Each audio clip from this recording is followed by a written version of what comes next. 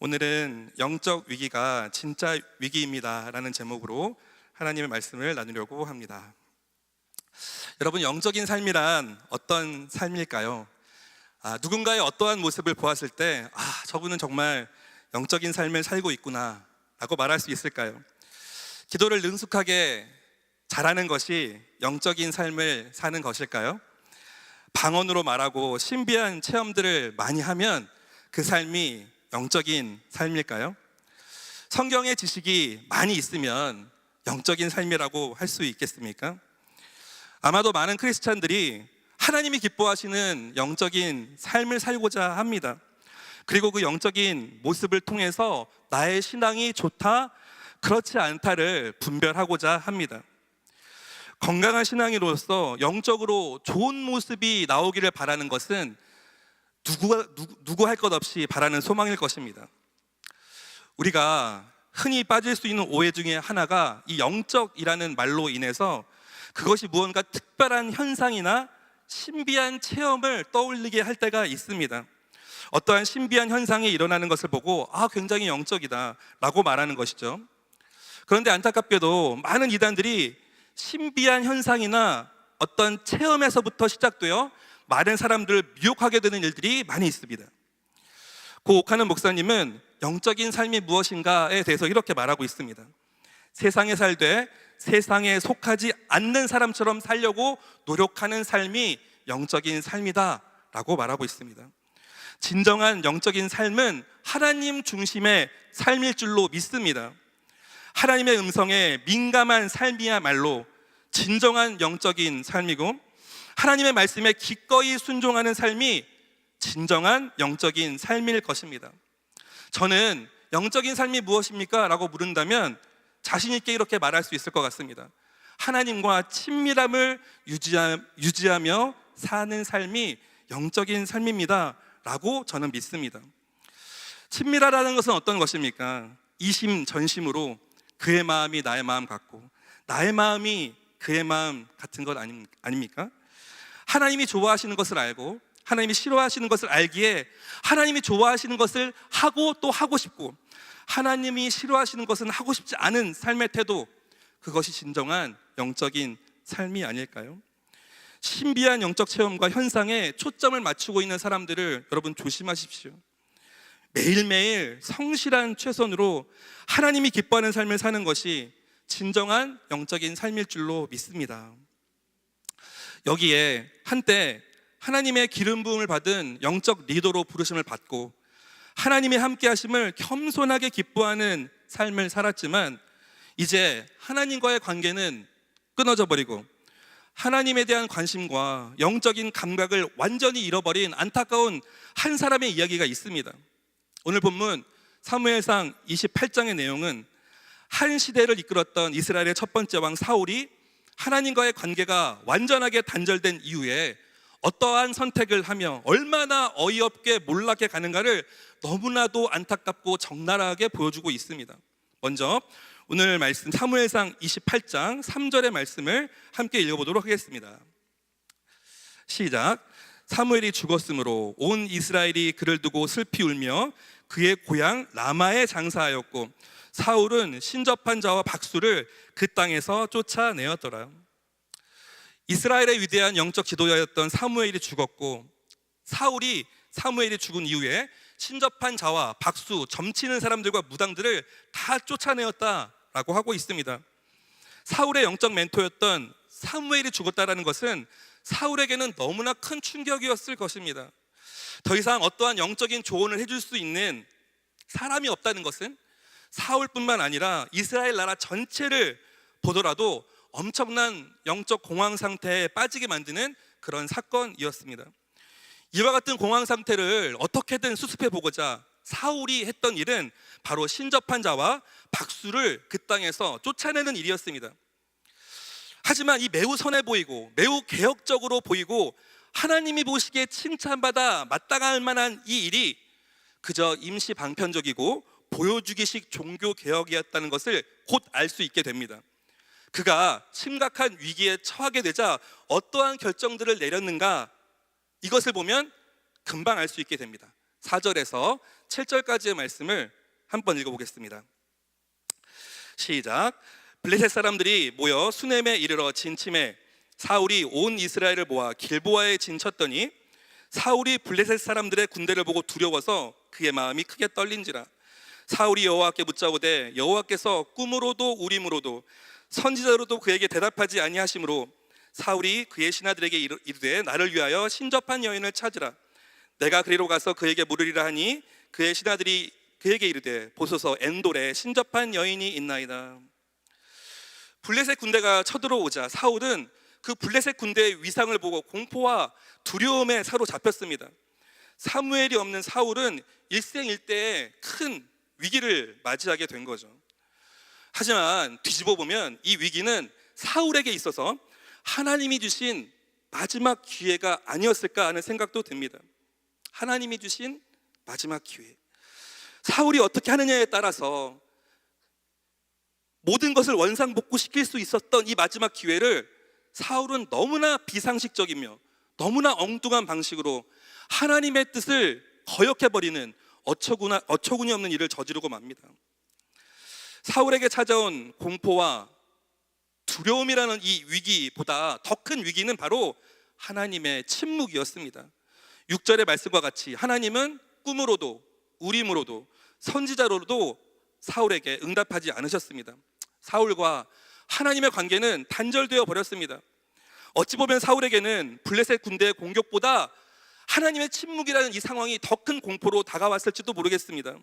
이제 나는 어떻게 해야 하는가? 빨리 무언가를 결정해야 할 탑 리더가 너무나 망연자실한 상태에 빠져버린 것입니다. 그런데 바로 이 순간에, 이 결정적인 이 순간에 너무나 어처구니 없이 사울이 선택한 방법은 바로 7절입니다. 7절의 말씀을 다시 한번 읽어보겠습니다. 시작. 사울이 그의 신하들에게 이르되 나를 위하여 신접한 여인을 찾으라. 내가 그리로 가서 그에게 물으리라 하니 그의 신하들이 그에게 이르되 보소서 엔돌에 신접한 여인이 있나이다. 하나님을 찾고 또 찾고 하나님을 구하고 또 구해도 지금 시원찮을 판에 사울이 선택한 일은 도무지 이해가 가지 않으면서도 또 다른 한편으로는 인간적인 연민이 느껴지기도 합니다. 얼마나 답답했으면, 얼마나 답이 없었으면 이런 짓을 했을까?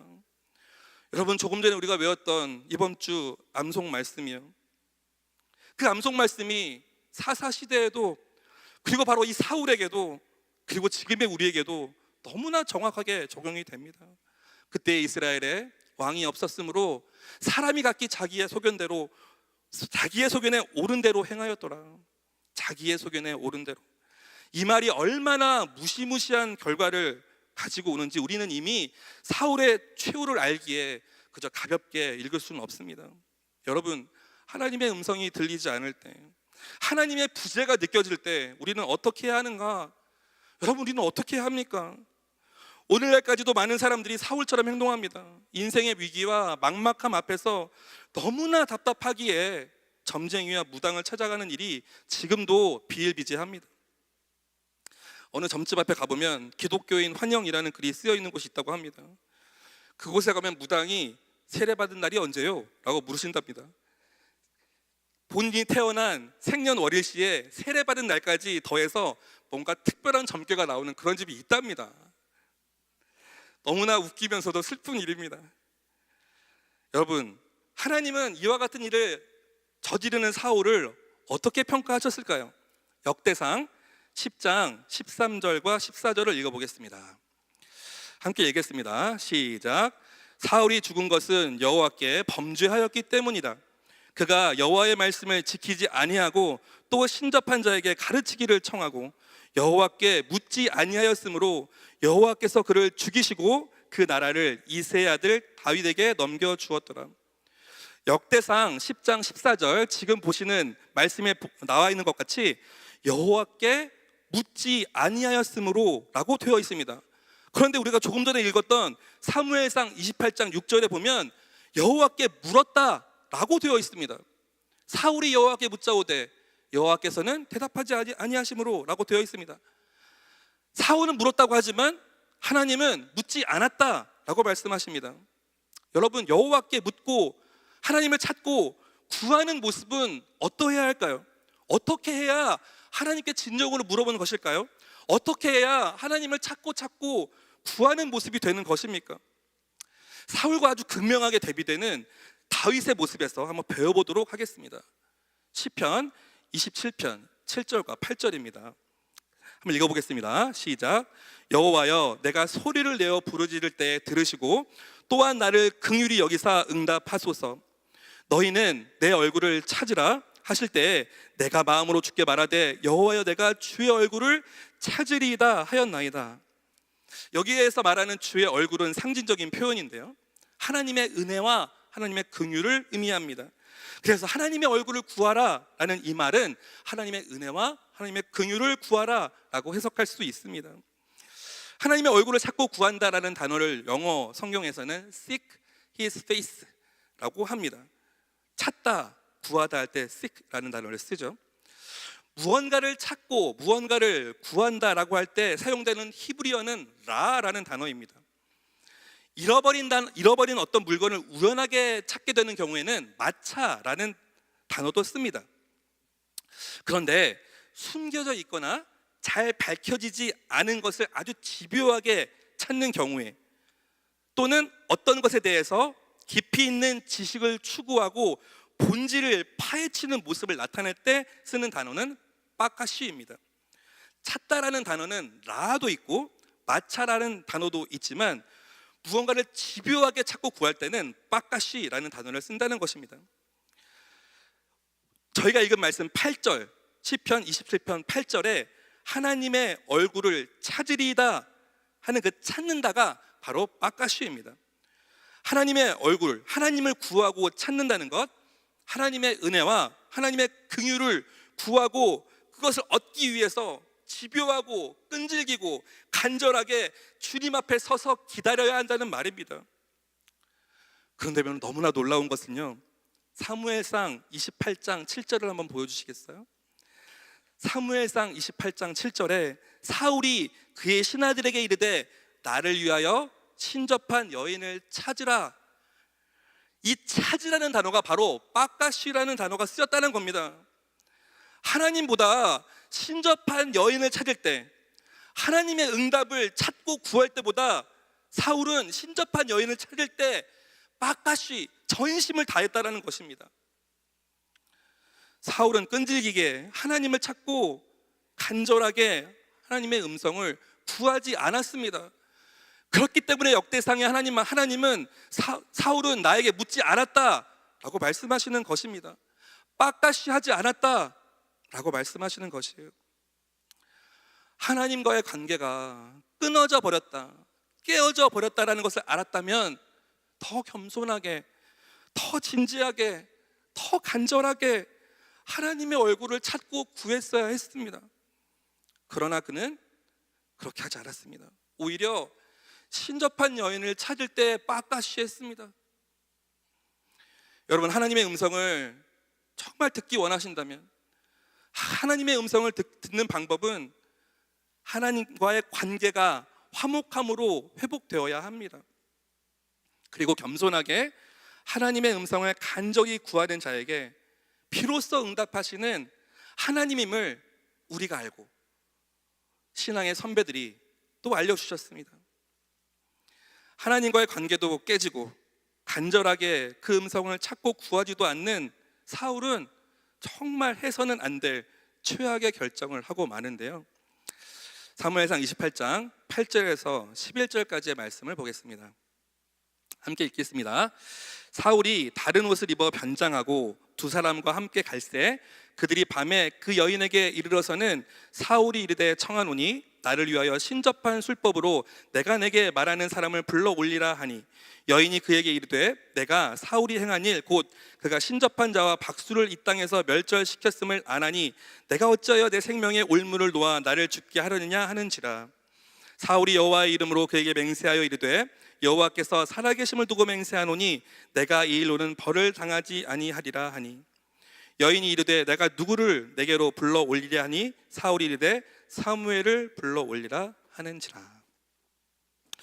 신접한 여인을 찾아갔다라는 것, 이것은 하나님을 만홀히 여기는 그런 일입니다. 하나님을 경외하지 않음입니다. 성경 곳곳에 하나님이 신접한 자를 찾는 것에 대해서 어떻게 말씀하시는지 잘 나와 있습니다. 오늘 레위기 말씀만 두 구절 보겠습니다. 레위기 19장 31절에 너희는 신접한 자와 박수를 믿지 말며 그들을 추종하여 스스로 더럽히지 말라. 나는 너희 하나님 여호와니라. 레위기 20장 27절에는 남자와 여자가 접신하거나 박수무당이 되거든 반드시 죽일지니 곧 돌로 그들을 치라. 그들의 피가 자기들에게로 돌아가리라.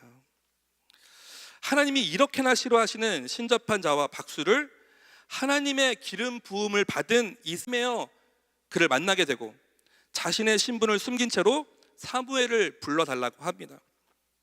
정말 경악을 금치 못할 일입니다. 그런데 놀랍게도 너무나 신기한 일이 벌어집니다. 28장 12절에서 14절까지 읽어보도록 하겠습니다. 읽겠습니다. 여인이 사무엘을 보고 큰 소리로 외치며 사울에게 말하여 이르되 당신이 어찌하여 나를 속이셨나이까? 당신이 사울이시니이다.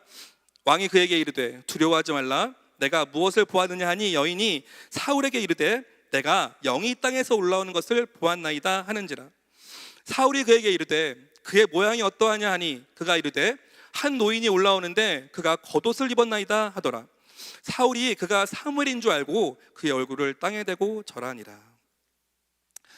방금 읽은 이 부분은 신학적으로 교리적으로 매우 논쟁이 많은 본문입니다. 신접한 여인이 불러온 사무엘이 정말 진짜 사무엘인가 아닌가에 대한 논란입니다.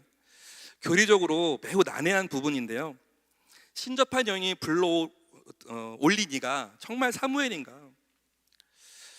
사람이 죽으면 천국과 지옥으로 가는 것이고 그 이후로는 오로지 하나님의 통치만 가능한 것인데 어찌 귀신과 접신하는 무당이 감히 하나님의 통치 영역을 깨트리고 천국에 있는 사무엘을 불러 올릴 수 있는가라는 것입니다. 그래서 많은 신학자들이 이것은 귀신일 뿐이다, 악한 영이다 라고 해석을 합니다. 우리나라 정서상 이것은 악한 영이다라고 더 쉽게 이해할 수 있을 것 같습니다. 외국 사람들은 이것을 이해하는데 좀 어려울지 몰라도 저희는 무당이 구슬하는 것을 경험해 보신 분들은 잘 아시겠지만 수많은 영들을 무당은 불러 일으키지 않습니까? 돌아가신 아버지, 돌아가신 어머니, 할아버지 또는 할머니 목소리까지 똑같이 흉내내며, 일찍 죽은 아이 똑같이 목소리를 흉내내며 그 아이처럼 신기하게 행동하지 않습니까? 그런데 그 아이가 아니면 그 사람이 정말 그 본인이 맞습니까? 그렇다고 믿는 사람이 과연 크리스찬 중에 있을까요? 아니요, 그는 귀신입니다. 악한 영이죠. 무당이 불러들인 신접한 여인이 부른 사람은 사무엘이 아닐 것입니다. 귀신일 뿐입니다. 그런데 한 가지 조금 의문되는 사항은 있습니다.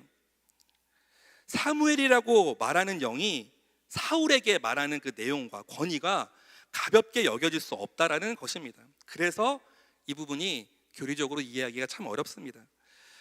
이 뒷부분을 이미 읽어보신 분은 아시겠지만 사무엘이라고 불린 그 존재의 입에서 나오는 사울을 향한 심판의 말씀은 결론적으로 사실이었고 아주 중요한 의미를 담고 있음을 부인할 수 없기 때문입니다. 그런데 중요한 것은 그가 사무엘이냐 아니냐, 이것이 중요한 것이 아니라는 생각이 듭니다. 그가 사무엘이었나 아닌가를 따지기 전에 결론적으로 이미 하나님의 버림을 받은 사울이 하나님과의 관계 회복을 위해서 어떠한 것도 하지 않고 하나님이 가장 가증스럽게 여기시는 신접한 여인 앞에서 악령을 불러내기 위해서 하나님의 이름을 걸고 맹세했다는 것과 실제로 신접한 여인을 통해서 망령된 일이 일어났다는 것이 거룩한 하나님의 이름을 모독하는 범죄 행위였다는 것입니다. 하나님의 기름 부음을 받은 사울, 그 기름 부음을 받을 그 당시에는 너무나 겸손했던 그의 모습은 온간데 없고, 하나님이 아닌 자신 스스로가 왕이 되고 주인이 되고 싶었던 사울의 모습은 너무나 죄송하지만 지금 우리의 모습과 다를 바가 없는지 한번 살펴보아야 할 것입니다. 나의 욕망과 나의 욕심대로 살기 위해서 하나님과의 관계는 지금 어떻게 되고 있는지에 대해서는 무관심하고, 나를 향한 하나님의 은혜와 사랑의 그 높이와 깊이와 넓이를 알기보다 나의 소원을 성취시키고 나의 문제를 해결하기 위한 수단으로 하나님을 이용하고 있지는 않으신지요? 영적으로 너무나 둔감해져서 하나님이 어떠한 말씀을 하셔도, 어떠한 찬양이 흘러나와도, 어떠한 기도가 내 귓가에 들려도 아무런 감흥 없이 그저 그렇게. 여러분, 사울의 시작은 참으로 아름다웠습니다. 하지만 그의 영혼이 변질되기 시작하자 그는 더 이상 하나님을 왕으로 여기지 않았습니다. 그리고 철저하게 육신을 따르는 자의 삶을 살기 시작했고, 결국은 비참한 최후를 맞이하게 됩니다. 여러분도 잘 아시는 말씀이요, 로마서 8장 13절 말씀입니다. 함께 읽겠습니다. 시작. 너희가 육신대로 살면 반드시 죽을 것이로되 영으로서 몸의 행실을 죽이면 살리니. 사랑하는 여러분, 성령 하나님이 내 안에 살아서 역사하실 뿐만 아니라 하나님의 큰 그림 속에서 나를 이끌고 인도하고 계시다는 사실을 믿어야 합니다. 혹시 우리의 마음에 공허함이 있다 하더라도, 하나님과 나 사이에 뭔가 연결된 고리가 무너졌거나 끊어졌다라는 느낌이 든다면 여러분, 다른 곳이 아닌 말씀의 자리에 서야 합니다. 예배의 자리를 지켜야 합니다. 하나님 앞에서 잠잠히 침묵하고 그의 음성에 귀 기울여야 합니다. 더 이상 하나님이 나에게 말씀하지 않으신다는 말 하지 않고, 아까 말씀드린 그 빡가시, 하나님을 간절하게 찾고 또 구하여 하나님의 얼굴, 은혜와 긍휼과 자비를 구하는 저와 여러분이 되기를 진심으로 축원합니다. 바로 오늘 이 시간부터 하나님이 우리에게 그리하셨듯이 성실한 최선으로 한 걸음 한 걸음 하나님의 말씀에 겸손하게 귀를 기울이고 따르는 저와 여러분이 되기를 진심으로 소망합니다. 아멘.